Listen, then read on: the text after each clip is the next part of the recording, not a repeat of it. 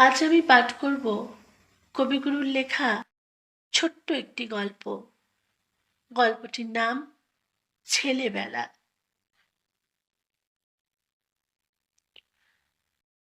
আমার জীবনে বাইরের খোলা ছাদ ছিল প্রধান ছুটির দেশ।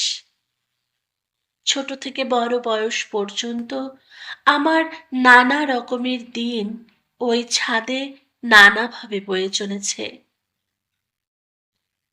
আমার পিতা যখন বাড়ি থাকতেন, তার জায়গা ছিল তেতলার ঘরে। চিলেকোঠার আড়ালে দাঁড়িয়ে দূর থেকে কতদিন দেখেছি, তখনও সূর্য ওঠেনি।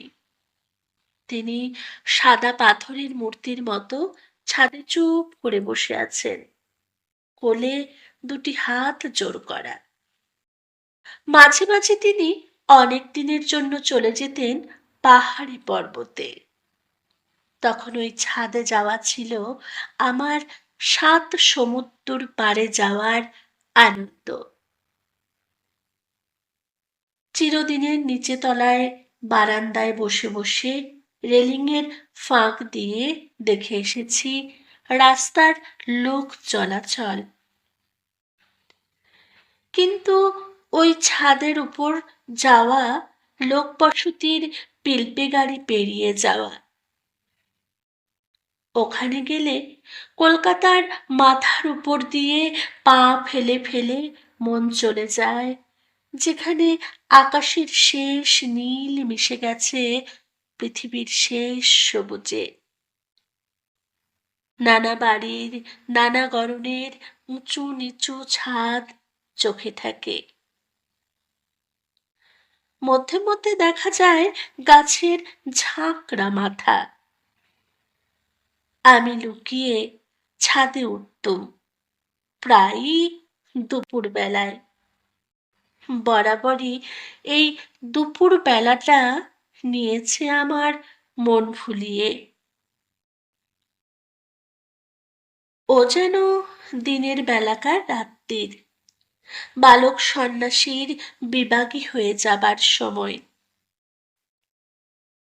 খড়খড়ির ভিতর দিয়ে হাত গলিয়ে ঘরের ছিটকিনি দিতুম খুলে। দরজার ঠিক সামনেই ছিল একটা সোফা।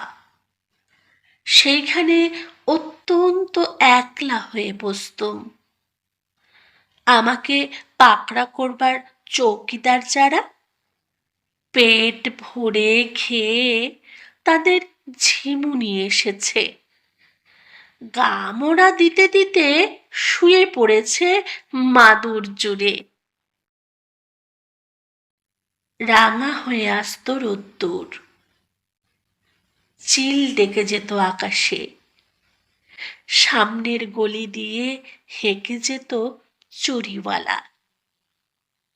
সেদিনকার দুপুর বেলাকার সেই চুপচাপ বেলা আজ আর নেই। আর নেই সেই চুপচাপ বেলার ফেরিওয়ালা।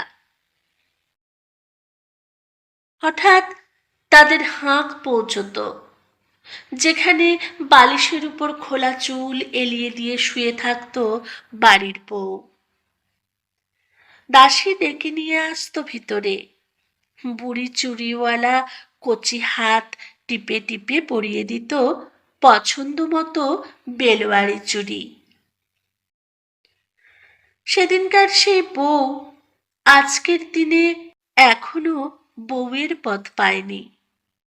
সেকেন্ড ক্লাসে সে পড়া মুখস্থ করছে।